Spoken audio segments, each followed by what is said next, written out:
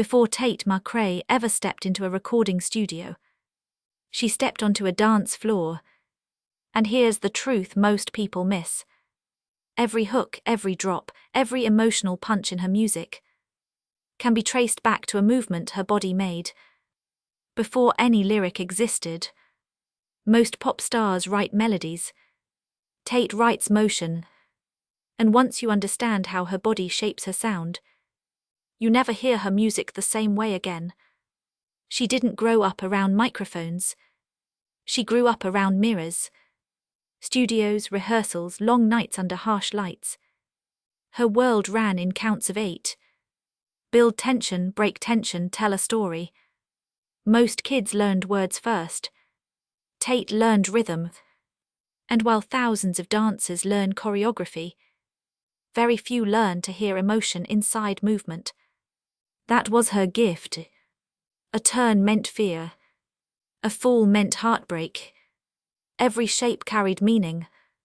So when she finally picked up a pen, the story was already written in her body. The shift from dancer to songwriter wasn't dramatic. No spotlight. No applause. It happened quietly. Between rehearsals, in late-night voice notes. In emotions a dancer feels but can't show on stage. She hummed melodies the same way she marked choreography. Quick breaths, small pulses, movement turning into music. At first she didn't think she was songwriting, just translating the body into sound. But those fragments became ideas. Ideas became lyrics. The dancer's notebook became a songwriter's diary. Here, where she diverges from almost every artist her age. Most write a line, then find a melody. Tate flips it. Her body decides first. Watch her in the studio. The melody comes from how she moves. Before she sings anything. A shoulder pulse. A head tilt. A breath on the downbeat. A freeze on the offbeat. Those tiny movements shape the rhythm. Long before there are words. She's choreographing the feeling of the song. Before choreographing the song itself. And because the body leads, her music feels physical. You don't just hear it. You feel it. Pop music is usually written like a script. Tate writes like a dancer. Feel first, express second.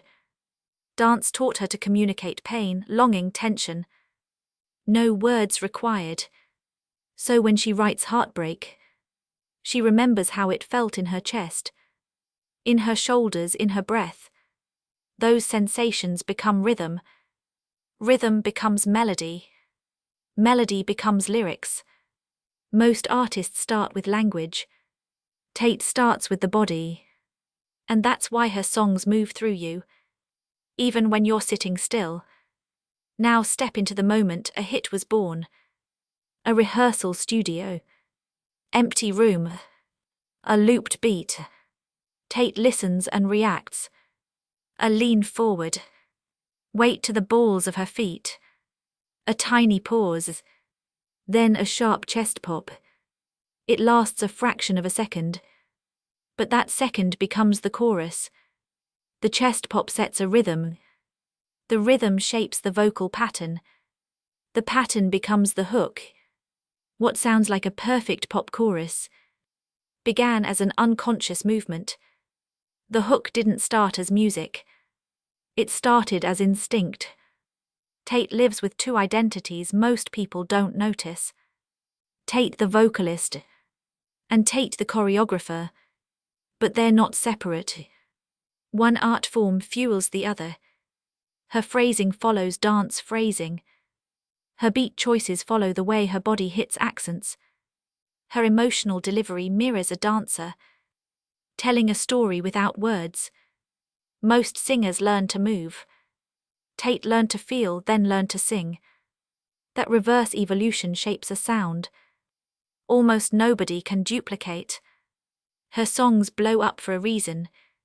She's not giving people choreography to copy. She's giving them emotion to mirror.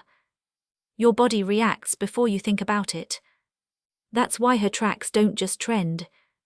They stay with you. They live in the body long after the music stops. Now that you know how Tate McRae builds music from movement, go back and listen.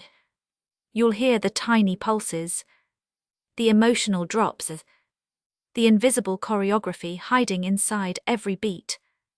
And just wait, because in her next era, she's not just dancing to her music, she's building a sound that dances through you.